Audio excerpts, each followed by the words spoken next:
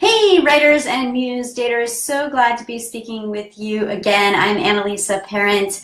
Many of you have spoken with me before about your writing.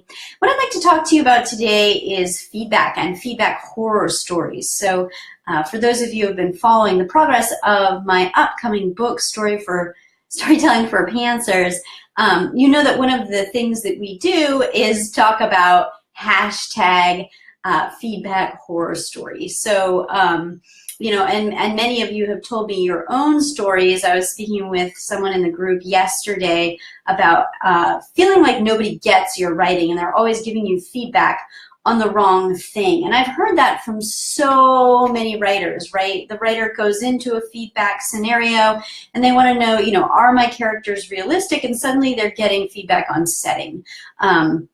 You know, or worse, they want feedback on the actual content and they're getting feedback on the font or the heading or the title or just something that's not really meaningful. And, you know, that happens for so many writers, and that's why I came up with hashtag feedback horror story, because you know, that hurts. It hurts us as people, and more importantly, it hurts our writing.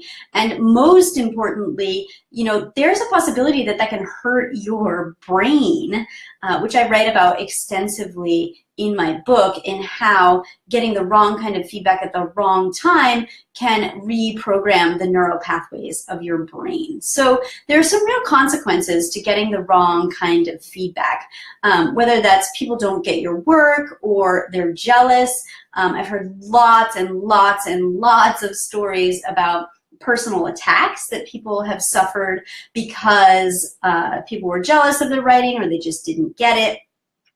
Or just meaningless feedback. You know, time and time again, I've heard about people who rewrote a ridiculous number of pages simply because they had inconsistent feedback and they weren't sure what to do. So lots of feedback horror stories, and only a few like real successes of people who kind of hit on something that really works. And yet, people keep looking for beta readers, or they keep looking for feedback partners, or they keep looking for this peer-to-peer feedback as if somehow it's just gonna happen.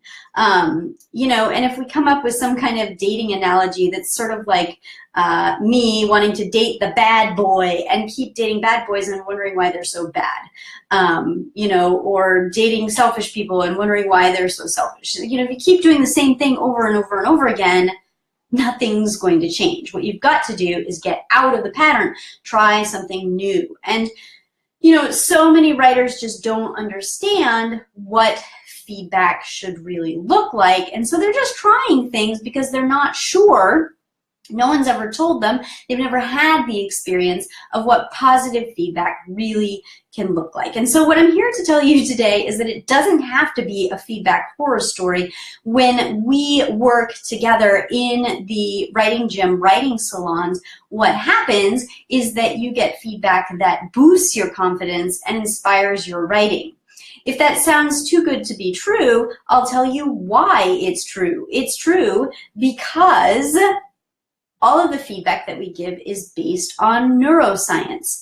And one of the things that I've got a mosquito in here. One of the things that I also write about in my book is that your brain was intended to function in a certain way. And yet, you know, imagine your knees, right? Your knees, your elbows, they only bend one way. Now imagine that you try to run a marathon or you try to cook, you know, bending your knees or your elbows the opposite way. That's not the way that they were meant to go. They're not going to go that way. And so if I try to write, you know, kind of up here, things are going to be really awkward for me. That's not the way my body was meant to go.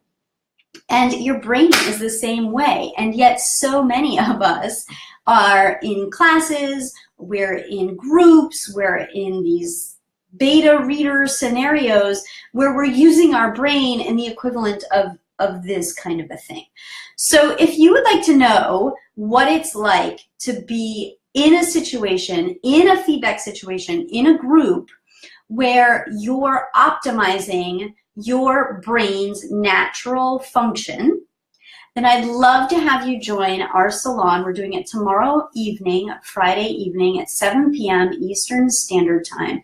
There's a limit to 10 participants. I'll throw the registration link in the comments section. You do need to register in order to receive the link that will take you into the group. And I'd love to have you join us. If you're tired of that same old feedback, if you're tired of feeling like nobody gets you, nobody gets your writing, you're tired of the personal attacks, you're tired of the wrong kind of feedback, try something new. Get out of that old pattern and see what can happen when you work in your brain's optimal functioning. If you're ready for a change, I'll see you there.